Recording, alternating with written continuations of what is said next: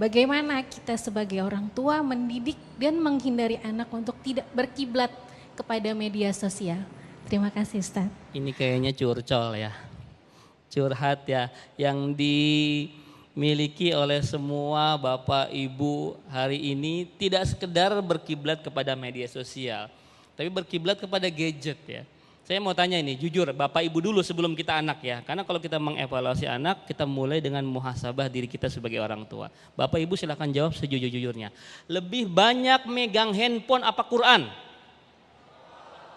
Saya ulangi kurang kencang jawabannya. Lebih banyak megang HP apa Quran? Kalau Bapak Ibunya dengan pengakuan tadi lebih banyak megang Quran, maka harapan Bapak Ibu kalau anaknya pengen lebih banyak megang Quran itu nonsens. Seperti kata beliau tadi, kalau jangan ngerokok nak.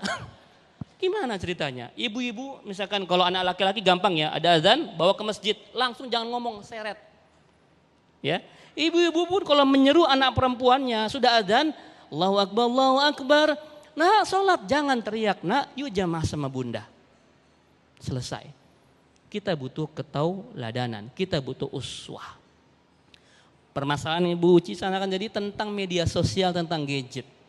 Ada kabar bagus di luar negeri, bukan di sini. Ya, di Australia sudah mulai anak-anak usia di bawah 12 tahun itu tidak boleh menggunakan sosial media.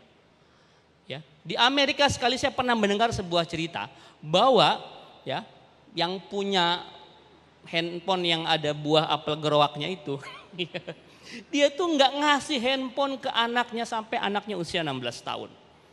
Di negara-negara maju ya, itu mereka kadang-kadang kalau datang ke Indonesia agak aneh, ini negara berkembang kok semua pakai handphone. Bapak Ibu kalau liburan bawa handphone nggak? Asik menikmati pemandangan apa asik buat konten? Asik ngerekam.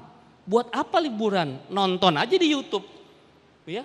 Hari ini kita sangat menjadi kecanduan terhadap gadget. Freak. Itu juga yang dimiliki oleh anak-anak kita karena juga melihat ibunya, lingkungan tadi. Kalau kami di pondok kami, ya di pondok kami itu anak-anak santri kami nggak boleh megang handphone, aman. Tapi tahu nggak? Ketika di rumah wali santri curhat, Ustadz, mending anak kami balik ke pondok aja deh Ustadz. Kenapa Bu? Kalau di rumah 24 jam pegang handphone. Ya.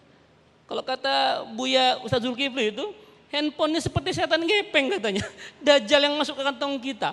Ini memang tidak bisa dihindari karena sudah zamannya. Yang harus kita lakukan tidak membuang handphone itu, tidak membuang gadget itu, tapi membuat kontrol, mengatur Bu, mengatur, ya, di manage, ya. Tadi ibu yang beliin handphone, ibu yang beliin kuota, ibu yang sibuk sendiri. Ya, artinya kita butuh tegas terhadap anak-anak kita. Maka kalau saya pribadi tidak memberikan handphone kepada anak-anak kami kecuali hari libur. Ya, silahkan diatur. Yang kedua, ibu bapak, ini dia, nggak boleh gaptek. Namanya kan smartphone. Yang pakainya juga harus smart.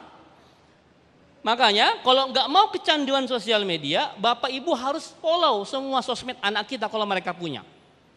Ya. Facebooknya, Instagramnya, TikToknya. Kalau anak muda TikTok sama Instagram lah.